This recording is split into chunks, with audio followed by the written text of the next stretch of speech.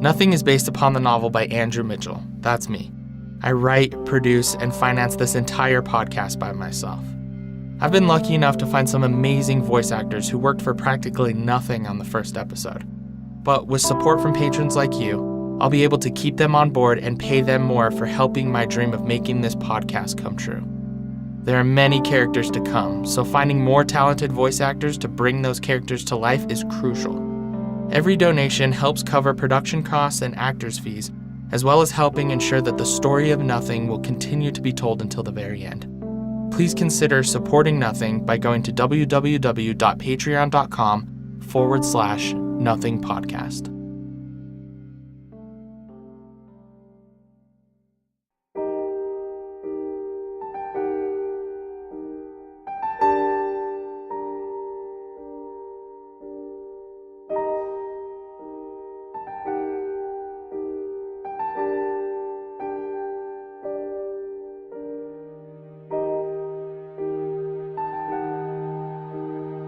You're listening to Nothing, written by Andrew Mitchell. Episode 2, Damascus City.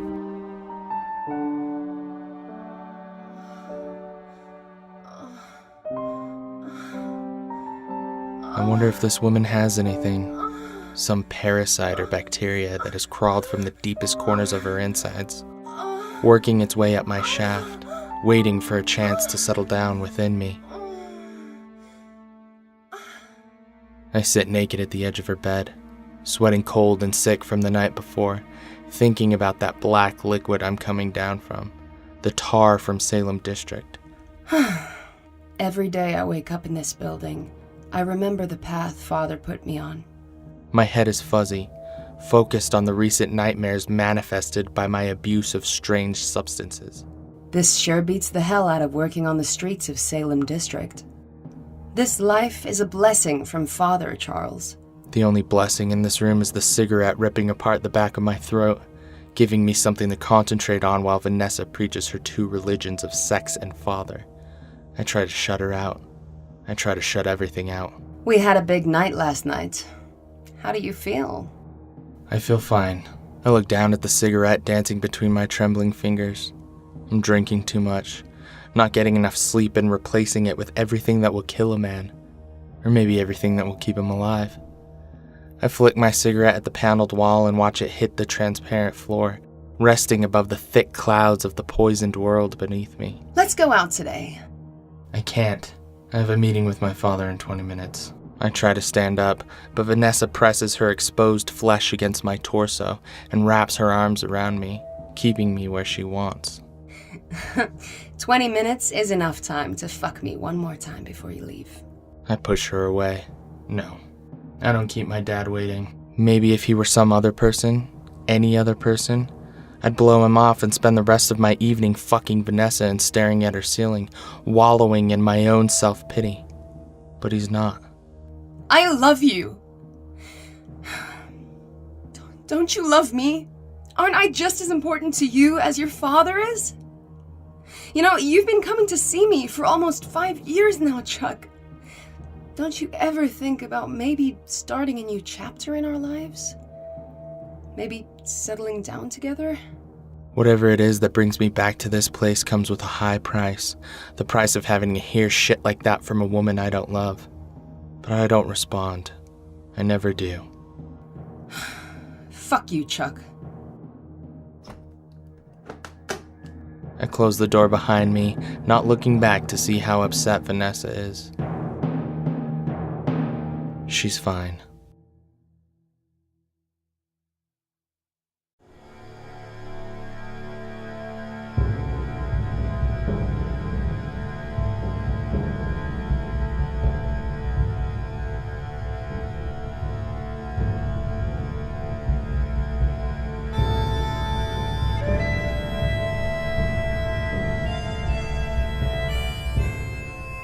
I leave Vanessa's building, feeling overwhelmed and sick to my stomach. Maybe from my life with her, maybe from the Salem District tar still wreaking havoc on my insides. I sit on the steps outside her building, my head falling into my hands. I stare through the transparent streets. The clouds beneath the city are brown, beginning to glow orange from the rising sun. Damascus City is far from the surface, far from the horror that lies beneath those clouds of manufactured poison. I listen to the city waking up, the bells that signal the start of the day sounding out their authoritative calls. Doors open for business, merchants unveil their goods.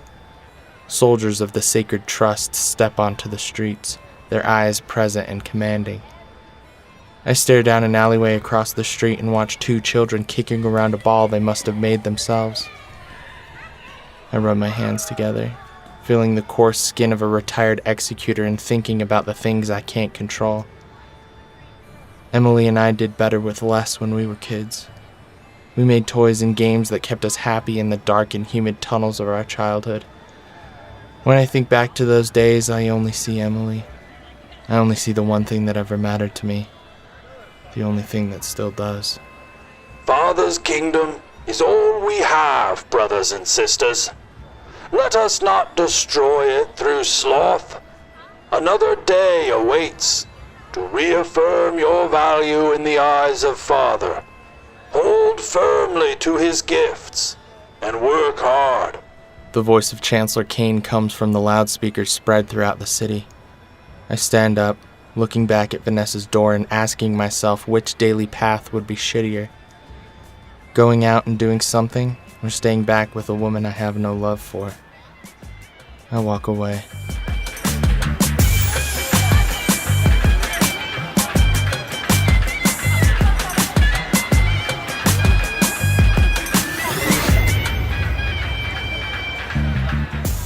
I make my way through the growing crowds, the aristocrats and privileged of our society mingling with the middle-class merchants wealthy enough to live among us in Damascus City. I pass a shop owner bitching at an employee. He's wondering why the hell his shipments from Salem District haven't arrived yet. I was promised a freighter at the docks right after holy hours, and here we are, fucked again. They're worthless. What else do you expect from the Salem District? Salem District is one of the 3 sister cities of Father's Kingdom. 3 cities floating aimlessly across this dead globe. People here in Damascus City, the rich, the privileged, the aristocrats, they couldn't care less about the workers in Salem District. I wish I were there now, walking with people, real people, not these flashy assholes that consider me one of them. I'm not like them. I'm different, but only different in my ability to recognize my insignificance. I'm not special. Nature pushes me like it pushes everything, not a slave, simply a component. I'm an agent of my biology, a rusted cog in the machinery of this silent planet. I leave the commercial area and find myself in the middle of a massive complex of mansions and palaces, home to the members of the 3 families that helped guide humanity down Father's path. I pass the Grace Manor, keeping my head down and trying not to look at it, being careful not to see Emily's face staring through a window or her mother smiling at me with a look of pity. Something inside me makes it hard to breathe. Just don't look. Keep walking. Just wait until this place is behind you, until you see your father's house, and when you do, run inside, shut the door, and wait for an escape back into the arms of the whore that makes you forget. I've got breakfast cooking. I look up and see my father standing outside Hill Manor. Get washed up and come eat something. He grabs me by the shoulders and backs away, looking at my face. You look like shit, Charles. Get inside.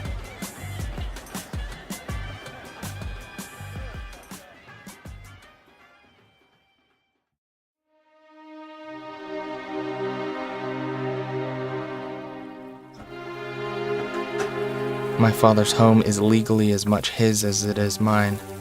It belongs to our name, our distinguished lineage that consists solely of Aldous Hill and his only son. We didn't do anything special to earn this home or this role in the sister cities. My father just had the right job at the right time. A social organizer during the days of the networks who had close ties with those who founded the church our world is built upon. In return for his work in Father's exodus, They gave us all we needed, expecting the same quality of work from my father for the rest of his life, expecting too much from me. How you feeling about returning to service so soon? I walk inside the small bathroom just off the hallway and look in the mirror. My father was right. I do look like shit. Nervous. I tell the truth, a gift I rarely give. You should be.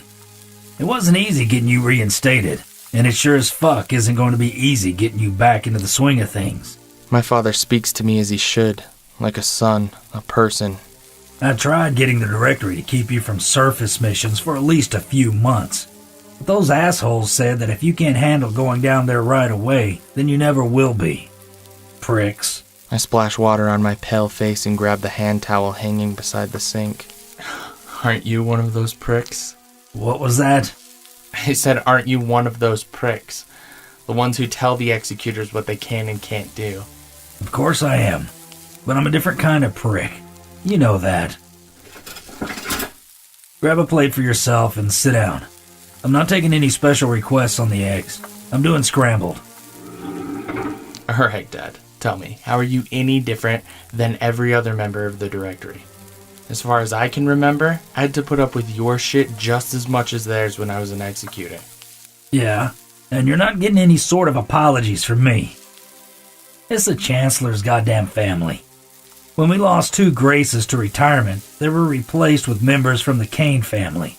The Chancellor's second cousins or some shit like that. All of a sudden, nothing gets done unless they have some vested interest. And when they want something, they send it all the way up the line to Chancellor Kane, and he signs off on it without consulting the remaining Grace members or myself. Yeah, sounds like a pain in the ass. What's even more of a pain in the ass is you, Charles. The shit I had to go through to get you reinstated must have aged me by at least 10 years.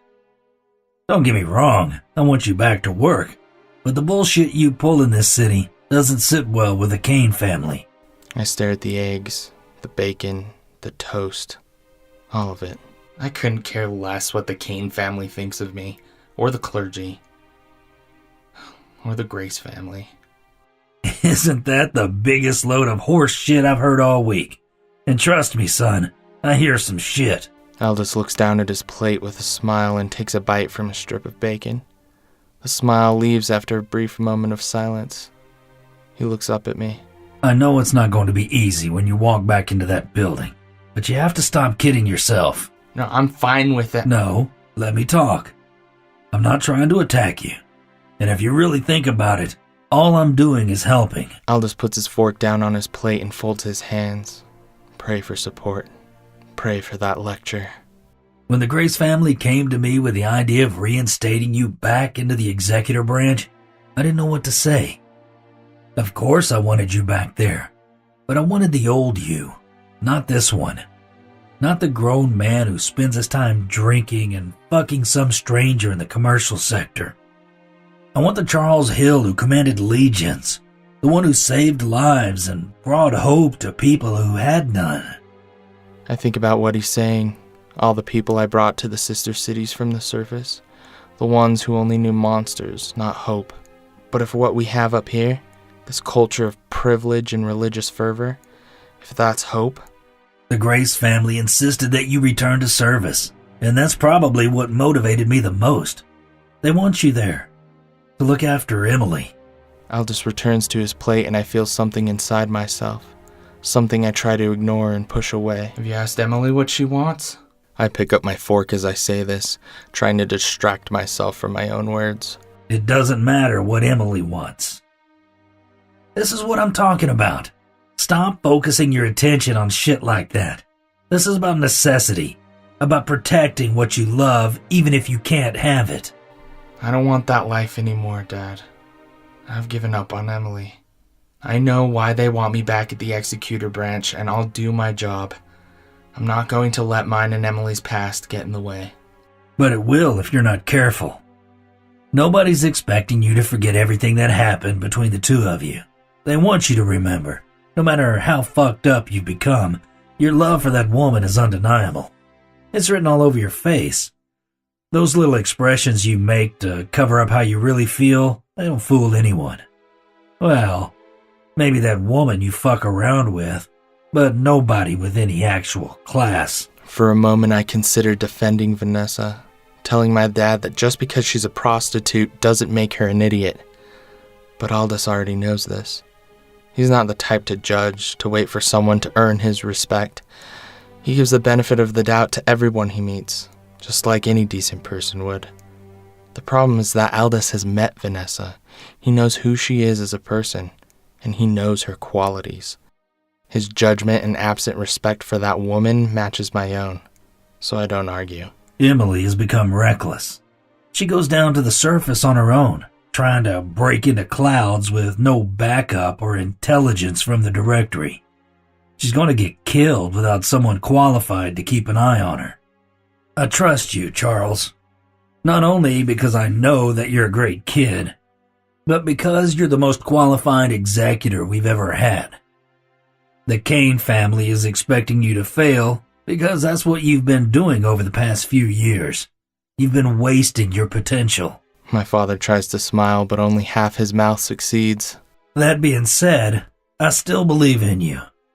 I know you can do great things for the people of these cities, just like you used to. Even through the breakdowns and the drinking and that damn woman, I never once doubted you. I know that right now you don't have much hope for yourself, or your life, but I have hope for you.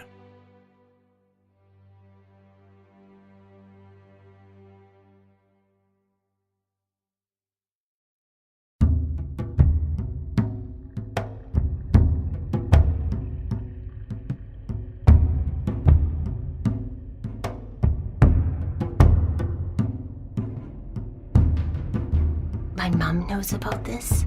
Emily's voice is almost the same pitch as my own, young and on the verge of changing into something else, something more. My dad talked to her and he said it was okay.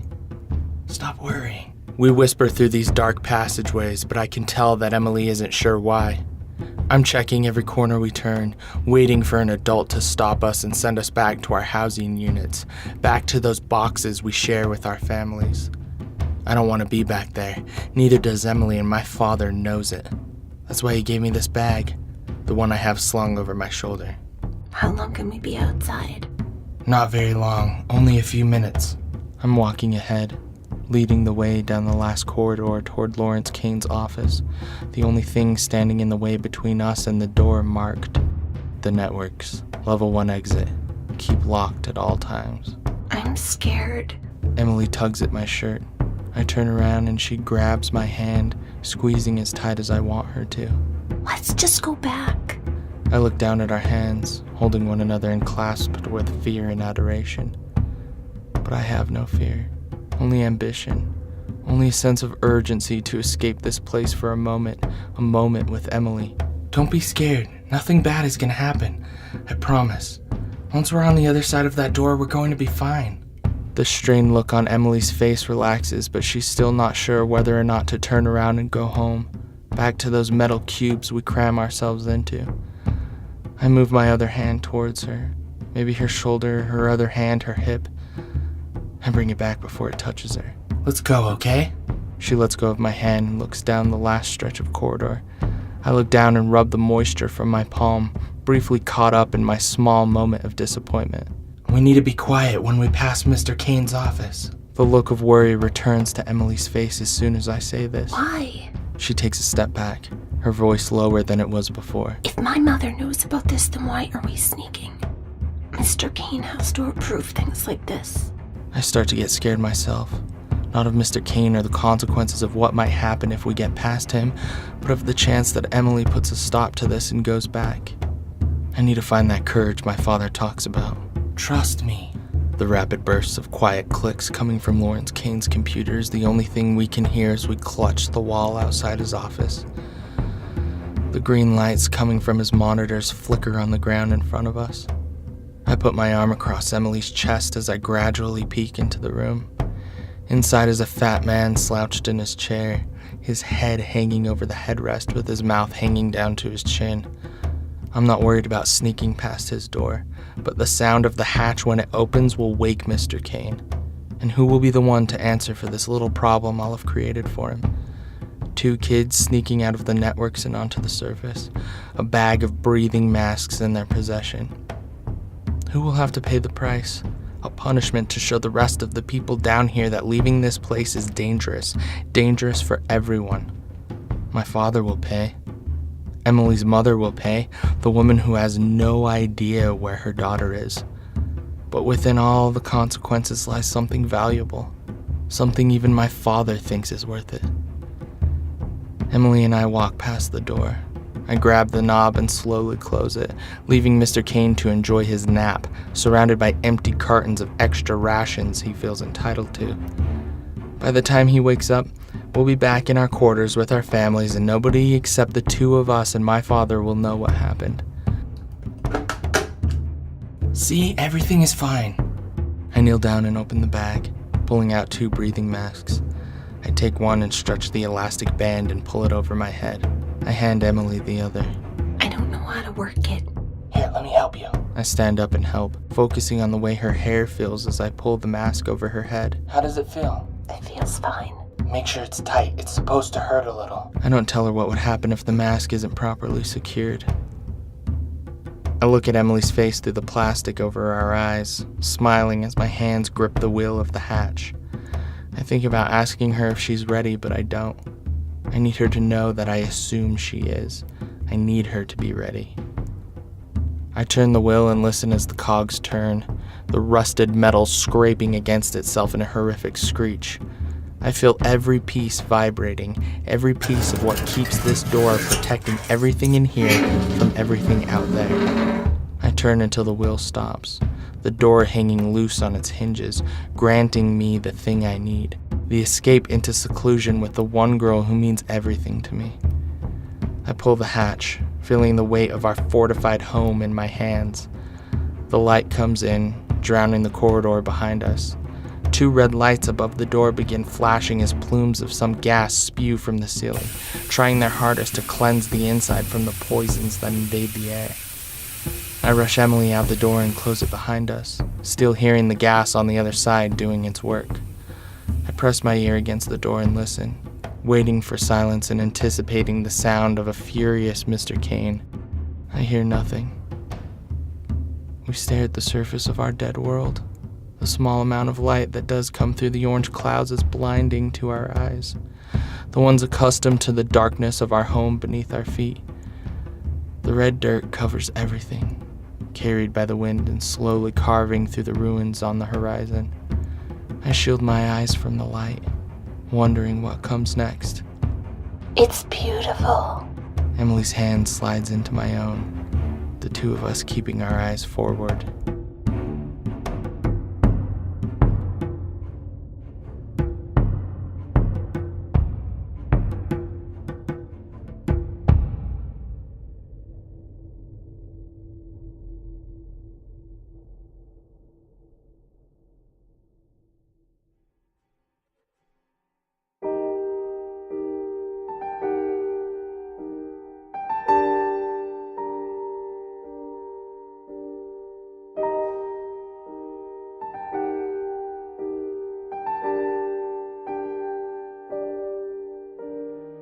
I'm with Vanessa in the small room she rents from the Department of Sexual Counseling, a socialized prostitution organization set up by the aristocracy. It's nice, the luxury of a transparent floor, expensive wood paneling with calming drapes hanging over them. There are no windows, just an open floor that lets all the light in you could want, the orange light of a hazy world.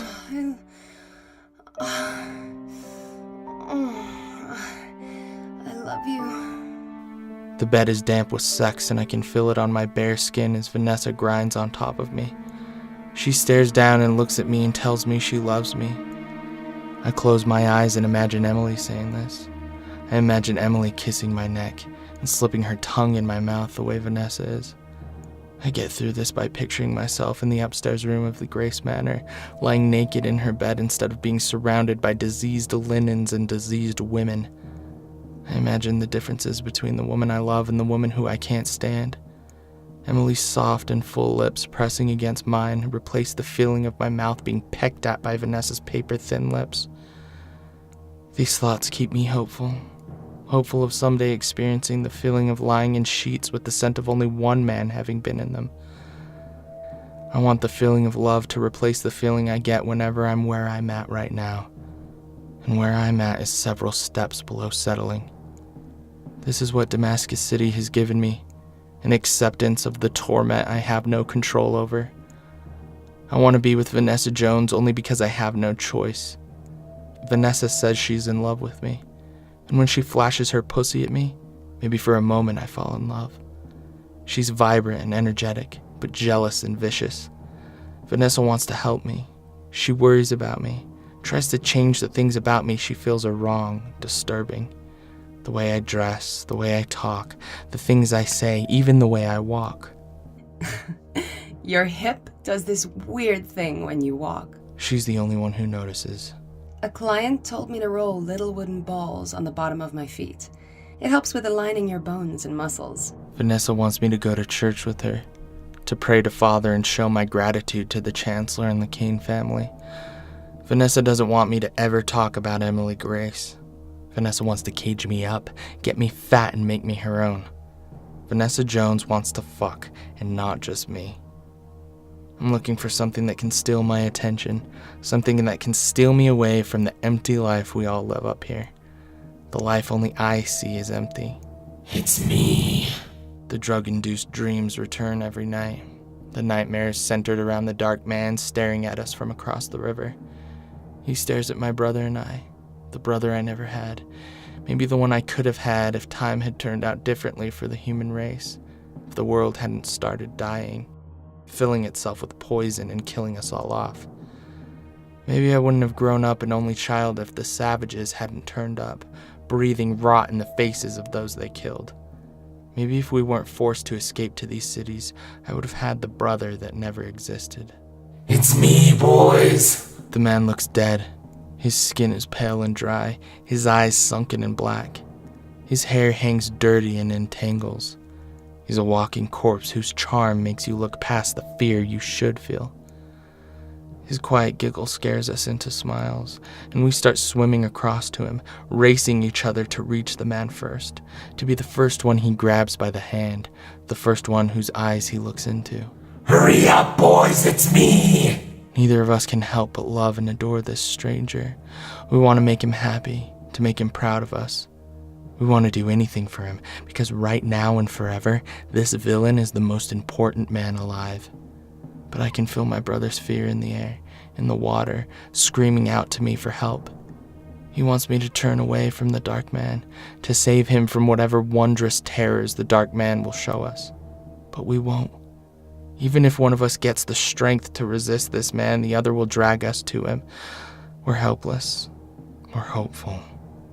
We are blessed in the dark man's company. It's me, boys! An open palm strikes my cheek, and I open my eyes to see Vanessa's grimace right before she spits in my face.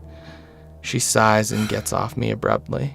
Neither of us is finished. I don't feel like it anymore. Vanessa wipes herself with the bottom of the bedsheet. That's where all these stains come from. She gets up and crosses the room to the small adjacent bathroom. Let's go to church. I can't. You always say that. Come on, Chuck. Let's go, just the two of us. It would be nice. She tries to sit on my lap, but I push her away. I'm not going to church. Don't you ever feel like there's something missing to your life? Like meaning or purpose? Something more than what we already have? Yes. No. Vanessa turns away, examining herself in the mirror with upturned and curved eyebrows, the seductive face of a woman looking at her own reflection. I don't pay attention, and she realizes this quickly. I'm sure I can set something up with one of my clients. Someone to take me to the temple downtown. They're always so eager to please, you know? She thinks I'm jealous. I haven't lost hope that one day I'll find someone worth a damn. We both let our words hang in the air for a few seconds until she turns around and looks at me. I can feel her eyes, waiting for a response, waiting for any sign that I actually give a shit. I get up and put my clothes on, leaving for a few hours only to find myself back in the same room, Pray for a clean slate. Pray for that second Exodus.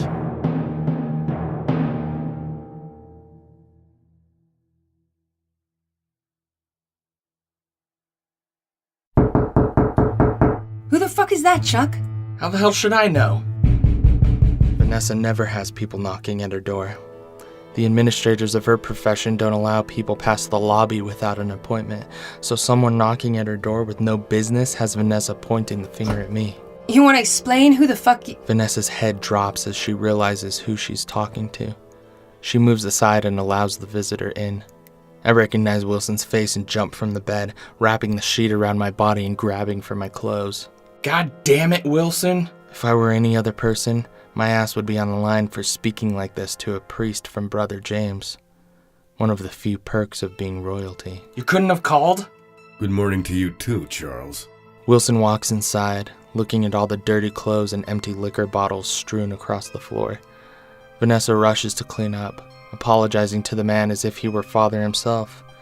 Her entire demeanor changes from the cankerous whore into a pious follower of Father's word. I'm so glad you came, Brother Wilson.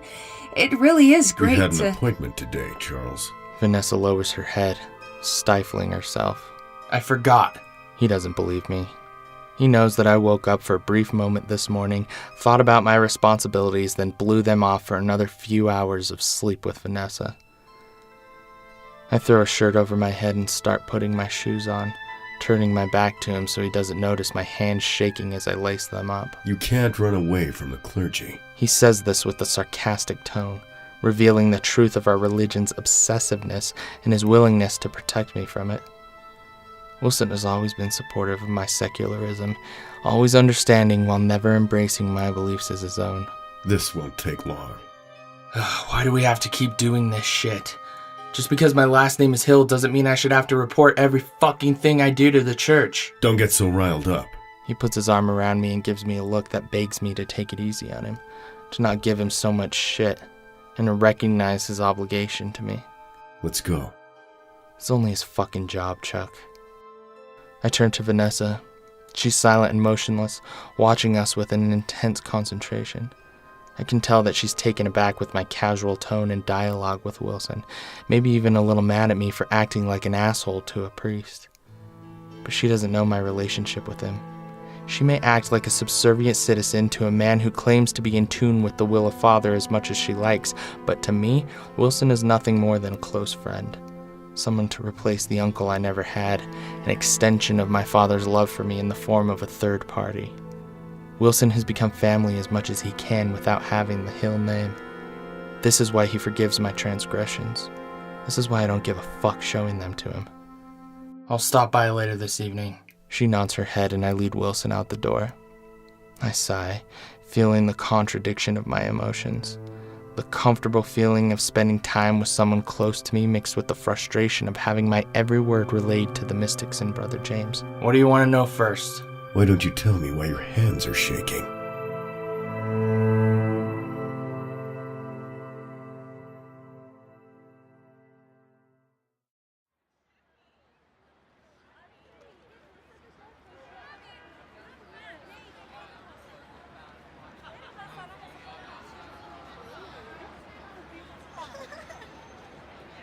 The streets of Damascus City are bustling with aristocrats, women in dresses and men wearing waistcoats and slacks.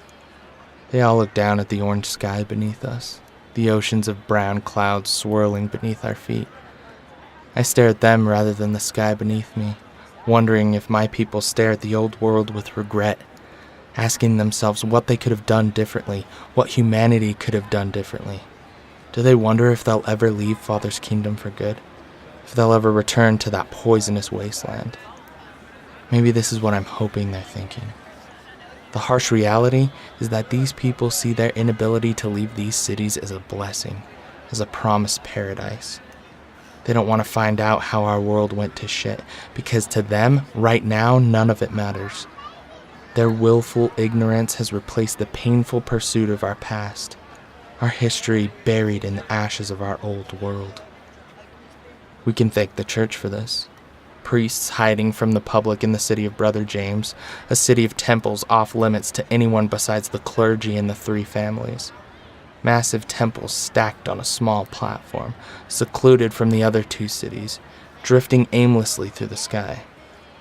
It's a city for our religion of objective-minded priests, seeking something unknown or unfathomable and masking it with the mantra of Father's will. The people serve them and they repay the favor by trapping us on these secluded islands in the sky. No hope of a real home. No hope of a natural habitat. These shadowy men have everyone's respect but mine. Except Father Wilson. Maybe growing up I didn't have much respect for him, but now, throughout the years, I've seen something different in him than the rest of the priests in Brother James. He believes in his God, but he also believes in me. I've known Wilson since I was a boy, since the days underground, before all of this father bullshit, before hope inspired his dedication to our newly minted religion. After the Exodus, my father wanted me to take an active role in our new society, to try to understand why our religion was important, even though he never seemed to take much interest in it himself. He wanted me to have a mentor, a liaison between myself and the society that seemed strange. When Emily disappeared, maybe I actually needed someone I could count on. Wilson became my priest, checking up on me weekly and ensuring that I was fulfilling my potential in Father's kingdom. And he did this well, supporting me in my pursuit of finding Emily, giving me hope for her safety when everyone else had lost theirs.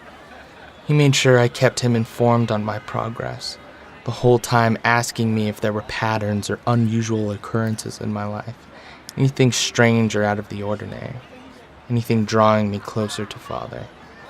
And I would always answer no. As the years went on, as my search for Emily ended in an uncontrollable fury of emotional instability, my secular, even anti-theistic sentiment kept intensifying, showing Wilson that the last thing I was interested in was a religion or a God that could do nothing for me. And this is when Wilson eased up on the religious shit and became more of a close counsel. But his questions never stopped completely. Once or twice a month, Wilson would ask me about my life, about any changes or insights I may or may not have encountered. This is why I don't want to talk to him about my hands. It's nice to get out of the temples and escape to Damascus City every once in a while. How long has it been since I was last here? A few weeks, maybe a month. I realize how much I've actually missed Wilson since we last walked through this part of the city. And it has me feeling bad about not caring enough to get out of bed on time. How are you feeling? He looks up from the sky below us to the one above us. Ready to return to service if that's what you're referring to. I say this with contempt, immediately feeling guilt. But for some reason I stick with it. You don't sound like you're ready. Not with an attitude like that. You know there's more to being an executor than showing up late and pining over another officer. Wilson is as bold as I am. I'm going back to the executor branch for the right reasons, Wilson. Don't try and tell me different. This is what you and all the other priests want me to do, so I'm doing it. You're also doing it for yourself, aren't you? Wilson doesn't take his eyes off me as we continue down the street. The descendants of the Cain and Grace families walk past us, staring at the two of us with intrigue, captivated by the youngest Hill speaking with a visitor from Brother James. You can't expect us not to take your relationship with Miss Grace into consideration before approving your reinstatement. I plan on keeping mine and Emily's past out of my professional life. It's not going to be an issue. And you think that will last when she doesn't respond to you the way you want? When she starts showing her anger and hatred for you? She's not happy about any of this, Charles. I know that's not what you want to hear, but it's something you need to be prepared for. This isn't something the church is taking lightly. Why does the church give a shit about what I do or how I feel? Not letting go of my feelings for Emily isn't hurting a single person, especially her. I never bother her. I never pester. I keep my feelings distant when I'm around her, and that's exactly what I'm going to do when I'm on duty.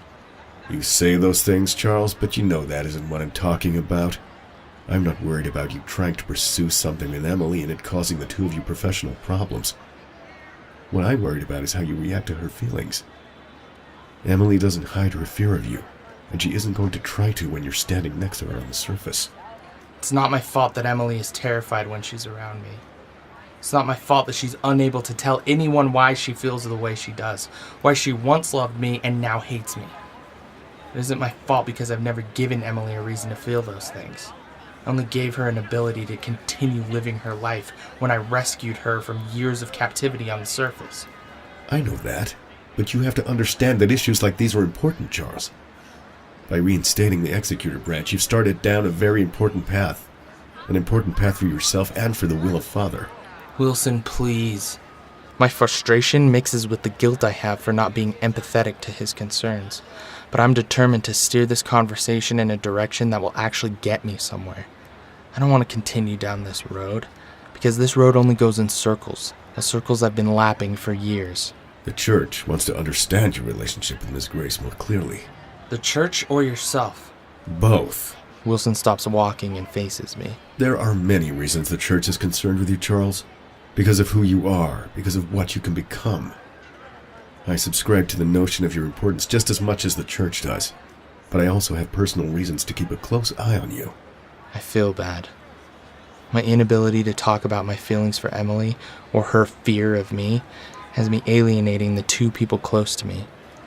My father and Wilson have dealt with this for so long, and the hard part is that I can't see it changing anytime soon. I'll remain closed off and distant, even resentful towards them for asking me to expose my feelings. This is why I want this part of our conversation to end, why I want Wilson to stop saying her name and to stop asking me about her. I can feel my hands start to shake, so I place them deep inside my pockets. I want Wilson to let me suffer with my demons, to let me feel this hell without being questioned. I clench my fists, trying to hold back the increasing tremor. I want Wilson to move on from Emily Grace. I want to move on from Emily Grace. Why are you trying to hide your hands from me? Wilson looks down at the fabric of my jacket pockets, trying their best to conceal my tremors but doing nothing more than shaking with what's hidden beneath. Show them to me. I remove my hands from my jacket, holding them out in front of Wilson's face. They hang there motionless, the fingers limp with inactive muscles. This is me trying to hide something from Wilson he's already noticed. Extend your fingers. I do as he says. The fingers go up, my muscles and mind more active, causing some malfunction in both, resulting in a miserable sight. Whatever I've done to myself, be it physical stress or the mental incapacity to deal with shit over the past few years, has turned my hands into nothing more than proof of my degenerative state. When did this start? Wilson's eyes don't leave my hands. His head orbits them with fascination, and I can tell that he isn't missing any detail in his examination. What he's looking for, I don't know. I first noticed my hands shaking around the same time I decided to return to service as an executor. I'm sure they'll go away once I'm back in the routine of things. We start walking again and Wilson looks forward. I can see him trying to figure out how to proceed with our conversation without further upsetting me. An uncommon insight into his enigmatic character that I usually never have the opportunity to see. But I can tell he doesn't want to talk about anything else besides my hand tremor. You should have told me about this sooner. It's nothing to worry about. It'll probably go away eventually. Maybe I'll start eating better, taking it easy on the liquor and cigarettes. Maybe. My hand convulses slightly, and for some reason I can feel that Wilson doesn't believe me. Doesn't believe the insignificance of my tremor. Have you been experiencing any other symptoms? Symptoms imply some overall condition. You think I'm sick? I don't think so. But certain conditions can imply something significant. Something the church should be made aware of. Father himself hasn't spoken to me, Wilson. He hasn't touched me with spirituality or inspired me to believe. Any visions or hallucinations? No. Any reoccurring dreams? I hesitate, and it has me exposed. A mere 2-second delay revealing an issue I don't mind talking about, but an issue that has nothing to do with Father or his will. But there's no backing out of this one. I'm forced into this conversation, forced into what Wilson has to say, some scripture quoted, some babble about my divine bloodline. But I'll do my best to write his beliefs off as some kind of societal conditioning I was fortunate enough to be spared from. What do you dream about?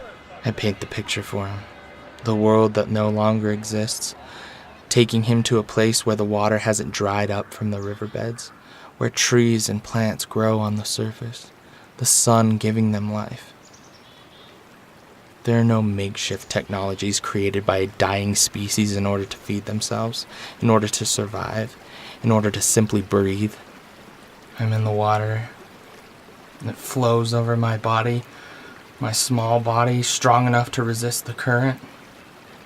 I'm breathing the air without thinking, feeling it against my wet skin, staying warm with the sunlight magnifying itself through the droplets of water on my back. And I'm with my brother, the brother I never had. We're just children, close in age and splashing in the river, telling jokes and talking about the shit kids like us are into. We're brothers of another life, another time, sharing a world long lost through whatever happened between then and now.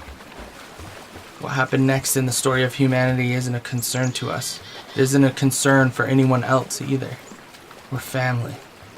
Nothing special or reserved for aristocracy, just children playing together in a river outside of town, some small stream not coveted by starving or thirsty people. It's a beautiful world.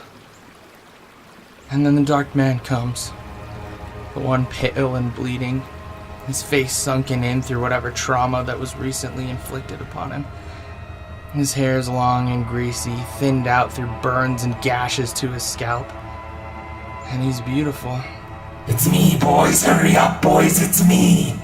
We're pulled in by his beauty, our stomachs writhing at the sight of his ugliness, a contradiction both of us want to experience in its fullness. We want him to take us, to show us what he has to show us, tell us what he has to tell. And no matter what, we'll love him for it. We'll never forget his ability to make us love the pain he gives us, the joy he never abstains from making us feel. Our happiness exists as fear when we cross the river, my brother and I alternating between pulling back and pushing forward. It's me, boys. Take my hand.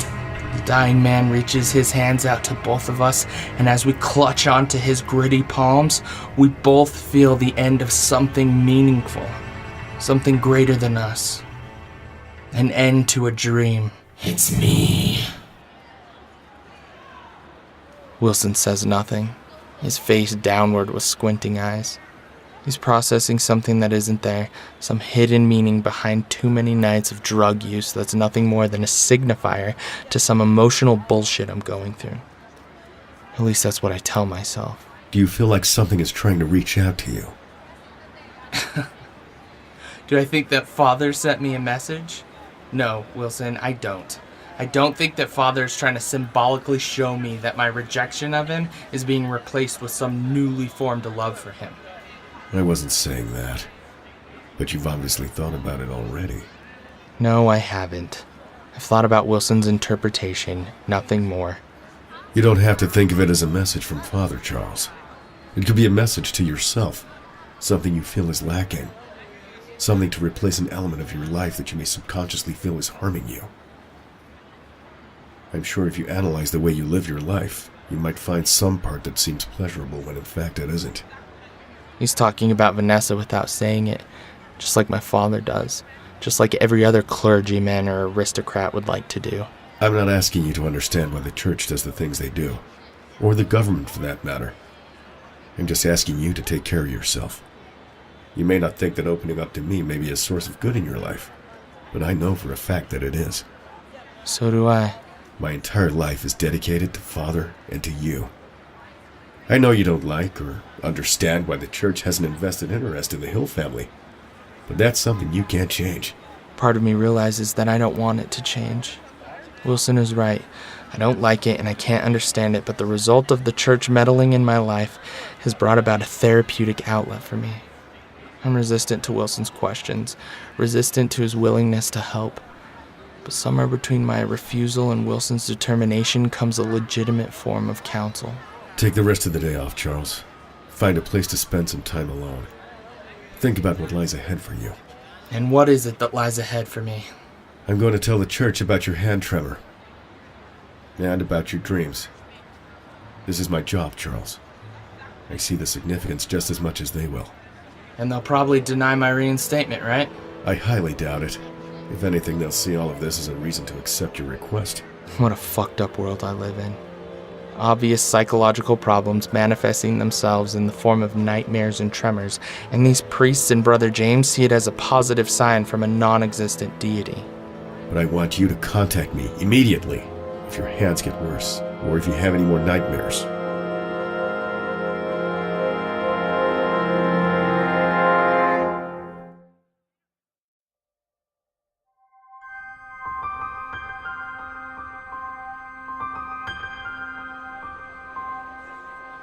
The grand hall of the executor branch is filled with the debonair of Damascus City. They're surrounded by men and women in black uniforms, executors whose time is being wasted tonight on protecting the aristocracy. Grandchildren and cousins of the cane line sit in their gaudy balcony compartments, staring down at me as they eat fresh fruit grown and nurtured with the sweat and blood of blue-collar slaves working in the factories of Salem District. Delicacies provided by those seen as undeserving. The district is an entire city of subjects ignorant to their slavery through the edicts, faith, and patriotism of the aristocrats in this room. But tonight isn't about that. It's about me. My father stands at the far end of the stage and smiles with pride as I take the oath to father before the courts of the directory. Repeat after me.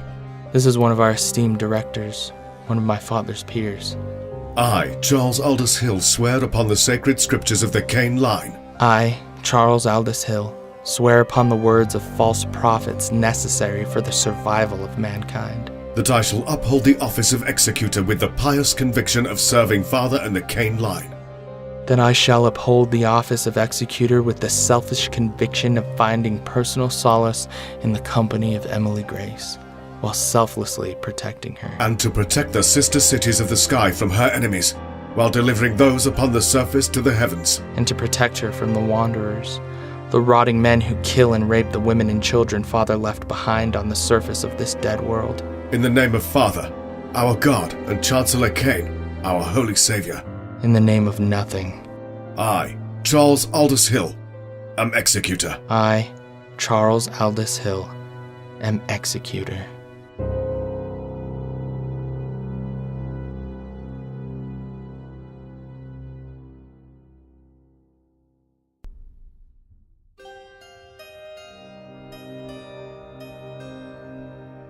This has been Nothing, written by Andrew Mitchell. Vanessa Jones was voiced by Amy Seville. Aldous Hill was voiced by Todd Waits. Emily Grace was voiced by Christina Nichols. Father Wilson was voiced by Lucas Webley. Lawrence Kane was voiced by C.B. Droege. And Charles Hill was voiced by Andrew Mitchell. Additional voices were provided by Bronson Hunt, Joshua Mitchell, and Kai Harbert. We welcome you back next week for episode 3 of Nothing.